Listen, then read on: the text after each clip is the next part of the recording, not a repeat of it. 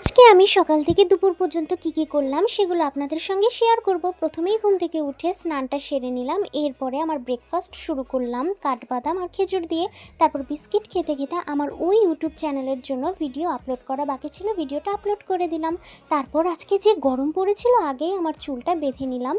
তারপরে এই জামাটার সঙ্গে একটা সিম্পল লুক ক্রিয়েট করার জন্য প্রথমে একটা লিপ লাইনার দিয়ে আমার লিপটাকে সুন্দর করে লাইন করে নিলাম। এরপরে দুটো লিপস্টিক মিক্সড করে একটা শেড বানিয়ে সেটাকে আমি আমার লিপের উপরে সুন্দর করে অ্যাপ্লাই করার পরে আমার কাছে থাকা লাল রঙের একটা লিপস্টিক দিয়ে টিপ করে নিলাম। বাই দ্য ওয়ে, আমি কিন্তু আমার স্কিনে কিচ্ছু অ্যাপ্লাই করিনি, জাস্ট আমার অ্যালার্জেটিক রিয়াকশন হচ্ছিল, এর জন্য ডক্টরের সাজেস্ট করা একটা জেল জাস্ট ডট ডট করে লাগিয়ে রেখেছিলাম। এরপরে চুলটাকে সুন্দর করে আঁচড়ে আমি জিপসাম দিয়ে যে 4টা ফুলদানি বানিয়েছিলাম সেগুলোকে কড়া রোদে শুকাতে দিতে গিয়েছিলাম দুপুরের দিকে। সেইগুলো শুকোতে শুকোতে আমি ছাদে যখন হাঁটাহাঁটি করছিলাম তখন আমাদের ছাদে ফুটে থাকা কিছু ফুলের সঙ্গে মিষ্টি মুহূর্ত কাটালাম।